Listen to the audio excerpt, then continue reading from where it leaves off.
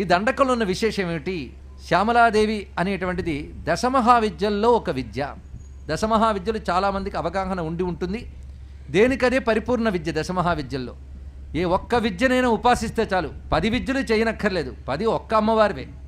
కనుక జగన్మాత ధరించిన 10 రూపాలు, ఒక్కొక్క రూపాన్ని ఉపాసించే మంత్ర యంత్ర తంత్ర పద్ధతులు శాస్త్రములు చెప్తున్నాయి.